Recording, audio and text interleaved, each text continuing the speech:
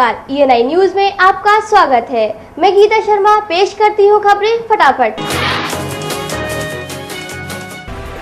सूबे में अपराधियों के हौसले काफी बुलंद हैं। इसी की ताजा बानगी बरेली में देखने को मिली, जहां 5 युवकों ने युवती को अगवा कर गैंगरेप करने का प्रयास किया। विरोध करने पर उसको जान से मारने की भी कोशिश की गई। घटना से आहत लड़की अपना दर्द बयां करते हुए कहती है कि उसके पिता इस दुनिया में नहीं है और उसे कॉलोनी के ही इन लड़कों ने हवस का शिकार बनाने का प्रयास किया। अब उसे इन लड़कों से जान का खतरा है। दिनेश और जितेंद्र और उनके पापा को कल रात इज्जत नगर थाने में जब बंद कराया तो कैसे उनको छोड़ दिया गया। तो पापा को तो छोड़ दिया, जैसे लाठी डंडे चला रहे हैं या जो भी है घर पे, मैंने खुद देखा लाठी चलाई डंडे, तब उनको हार्ट की कोई परेशानी नहीं थी। रात में उनको बता दिया कि हार्ट के मरीज हैं, इनको छोड़ दिया जाए। और लड़के को भी एक को जो है उसको छोड़ दिया है। और वो कहाँ छुपा है, मोहल्ले में ही कहीं छुप के बैठा है, तो क्यों छोड़ा है उसको। वारदात के बाद युवती को जिला अस्पताल में भर्ती कराया गया है। इस वारदात में डीएम संजय कुमार ने मजिस्ट्रेट जांच के आदेश भी दे दिए हैं।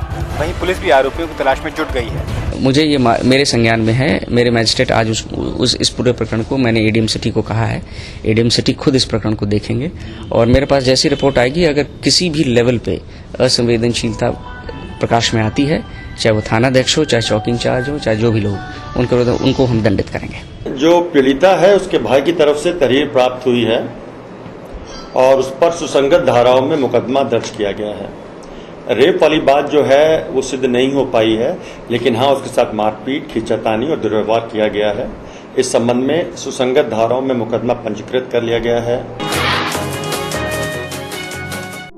सरहद पर देश की रक्षा करते जवानों की कलाई रक्षाबंधन के पर्व पर सूनी न रह जाए, इसी मकसद को लेकर अमृतसर की बहनों ने परंपरागत तरीके से सज धज कर भारतीय जवानों को भारत पाक की अंतर्राष्ट्रीय सीमा पर पहुंचकर राखी बांधी और उनकी लंबी उम्र के लिए प्रार्थना भी की।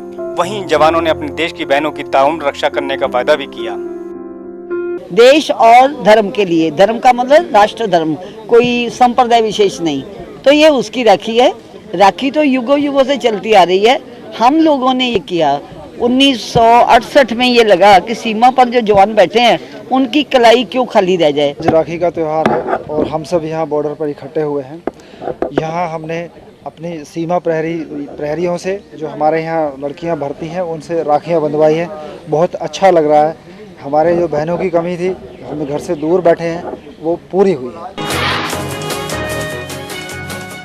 केंद्र की महत्वाकांक्षी परियोजना मिड डे मील का पीलीभीत में मखौल उड़ रहा है। यहाँ अधिकारियों द्वारा रसोइयों का खुलेआम उपहास किया जा रहा है। शहरी क्षेत्र में 150 विद्यालय हैं, जहाँ सभी में रसोई बहनें तैनात हैं। सुबह तक तो सब कुछ ठीक था, लेकिन थोड़ी देर में अधिकारियों के फोन आने के बाद इनको खाना न बनाने के लिए आदेश दे दिया गया। रसोई बहनें भड़क गईं और उन्होंने डीएम कार्यालय का घेराव किया। वहाँ इनके उग्र तेवरों को देख प्रशासन को इनके आगे झुकना पड़ा और उन्हें दोबारा खाना बनाने के आदेश देने पड़े। हम लोग 10 साल से डूडा में CDS के पद पर हैं। हमारी कुकें खाना बनाती हैं मिड डे मील का और कोई शिकायत नहीं है। हम लोगों को अचानक बिना सूचना दिए हटा दिया गया है और मिड डे मील जो है डूडा से हटा दिया गया। हम लोग चाहते हैं कि डूडा में फिर से वापस चला जाए और हमारी सारी महिलाएं जो हैं उनका रोजगार न छीना जाए, उन्हें बेरोजगार न किया जाए। आम आदमी पार्टी कार्यकर्ताओं ने डीएम कार्यालय पर प्रदर्शन कर सिटी मजिस्ट्रेट को ज्ञापन सौंपा। आप कार्यकर्ताओं की मांग थी कि RTE कानून में 25 बच्चों पर एक शिक्षक और 25% गरीब बच्चों को अंग्रेजी स्कूल में दाखिला दिलाने का जिक्र है, लेकिन वो सब नहीं हो पा रहा है। इन लोगों की सरकार से मांग थी कि इस कानून को कड़ाई से पालन किया जाए, जिससे गरीब बच्चों को लाभ मिल सके। RTE जो कानून 2009 में बना था, 25 बच्चों पे एक मास्टर और प्राइवेट स्कूलों में 25% जो है आरक्षण गरीब बच्चों को दाखिला मिलेगा। 14 साल तक के बच्चे को एडमिशन दिया जाएगा और अलग क्लासों में उन्हें देकर उसी जिस क्लास में होना चाहिए उसका उसे अलग से ट्यूशन पढ़ाकर और उसे किया जाए। तो इस संबंध में आज ज्ञापन दिया गया है। गुना के मकसूदनगढ़ में खंडहर में 40 वर्षीय युवक का शव मिलने से सनसनी फैल गई। आपको बता दें कि मृतक बीते 5 दिन से घर से लापता था। इस मौके पर पहुंची पुलिस ने शव को पोस्टमार्टम के लिए भेज दिया। पुलिस के अनुसार मृतक का एक्सीडेंट कर शव को खंडहर में डाल दिया गया था। शनिवार को जब अपने घर से निकला था, उसके बाद से घर वापस नहीं पहुँचा है। बाकी किसी पे शंका अभी तक नहीं बताई है। क्लियर कैसे मरा है PM रिपोर्ट के बाद हो पाएगा। आज के लिए फिलहाल इतना ही। मिलेंगे कल कुछ और नई खबरों के साथ। नमस्कार।